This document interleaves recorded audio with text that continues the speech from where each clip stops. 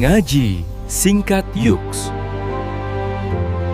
Allah, luar biasa. Mereka bisa juga balas begitu. Kami juga sedang melihat ikan hiu di bawah. Ya, mereka kan lihat dari kaca juga. Masya Allah, ada anak-anak kita semua. Bapak Ibu yang dimuliakan Allah Subhanahu wa Ta'ala, akhirnya kita dipersatukan di sini. Masalah apapun sukunya, bangsanya, dari Sabang sampai Papua, ada yang kita bisa milih dan ada yang kita nggak bisa milih. Hidup ini ada yang bisa kita pilih.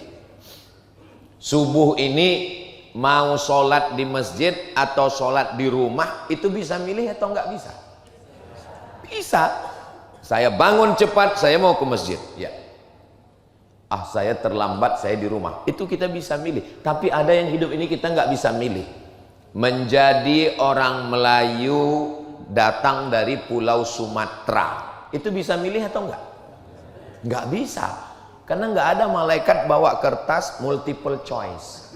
Kau mau jadi orang apa? A Arab, B Batak, C Cina. Nggak ada. Makanya kita nggak boleh menghina orang karena sukunya. Karena suku bukan pilihan. Suku itu dipilihkan oleh Allah Subhanahu wa Ta'ala. Tapi tentang masalah beribadah, bersikap, ini adalah pilihan. Sekarang banyak orang yang nggak pilihan pun dia bilang pilihan. Sengaja malam begadang nggak tidur, akhirnya tidurnya jam 4. Kalau tidur jam 4 itu memang sengaja nggak mau sholat subuh. Udah tidur jam 4 otomatis bangunnya jam 8. Begitu ditanya, kenapa kamu nggak sholat subuh? Ini sudah ketetapan Allah. Ini dengan penuh kesadaran. Kamu punya pilihan loh untuk tidur atau enggak. Kenapa enggak kamu tunggu aja jam 4? Kan sebentar lagi azan subuh. Maka untuk ke masjid, untuk berbuat baik, masjid yang mempersatukan kita. Mungkin kalau ketemu di kantor payah, itu Pak Ustadz pejabat Pak Ustadz. Kalau mau ketemu dia itu mesti melewati 10 lantai Pak Ustadz. Kok bisa begitu? Ya memang kantor dia di lantai 10.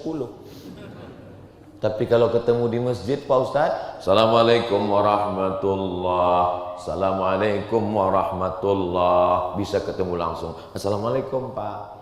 Oh katanya habis sholat nggak boleh salaman Pak Ustadz. Kata Imam Muhyiddin Abu Zakaria Yahya bin Syaraf An-Nawawi, meninggal tahun 676 Hijrah, kalau sebelum sholat tadi nggak ada salaman, selesai sholat baru salaman, itu sunnah. Karena memang dia belum salaman. Saya tadi sebelum sholat nggak ada salaman sama Habib, selesai sholat baru saya salaman, itu sunnah.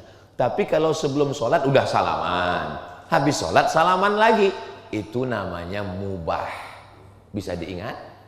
Kalau sebelum sholat nggak salaman, selesai sholat salaman, namanya sunnah. Sebelum sholat udah salaman, habis sholat salaman lagi, namanya mubah. Yang nggak boleh itu sedang sholat salaman.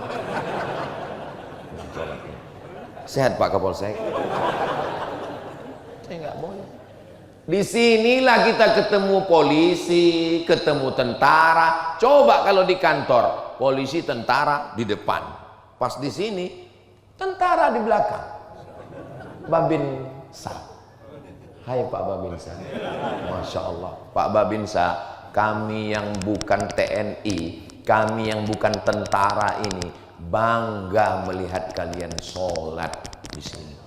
Sehingga ibu-ibu bisa ngasih tahu ke anaknya, anakku lihat itu, mereka tentara aja sholat ke masjid, papamu baru jadi security. Mohon maaf security, jangan tersinggung.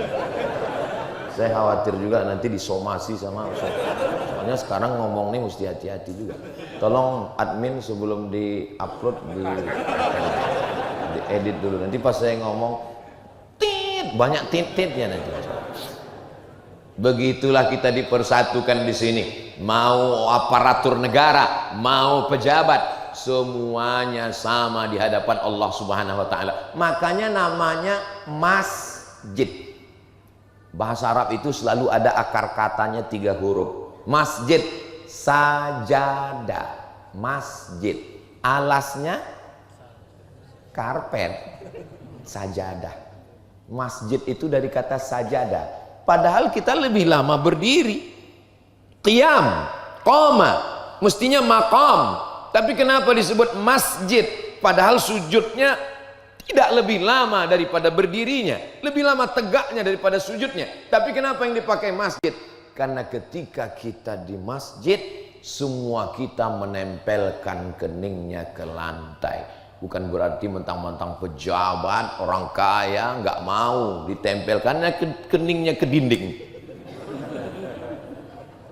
Begitulah kita diajarkan bahwa kita merendahkan diri ke hadapan Allah. Siapa orang yang paling dekat dengan Allah? Bukan orang yang masuk Ka'bah. Siapa orang paling dekat dengan Allah? Bukan orang yang berada di depan makam Rasulullah sallallahu alaihi wasallam. Orang yang paling dekat, aqrabu ma yakunul 'abdu min rabbih wa huwa sajid. Orang yang ketika sedang bersimpuh sujud, di sujud itu dia katakan subhana rabbiyal a'la wa bihamdi. Aku kotor, yang suci hanya engkau. Subhana, aku diciptakan, aku bukan pencipta. Rabbiya al-a'la, yang tinggi hanya engkau. Aku bukan apa-apa dan bukan siapa-siapa. Makanya kalau ada orang sholat tapi sombongnya minta ampun, dia belum memahami hakikat sholat. Tapi jangan dibalik. Sekarang banyak jamaah ini dibalik. Pas dia ditanya, kamu nggak sholat? Yang penting kita rendah hati, Pak Ustaz.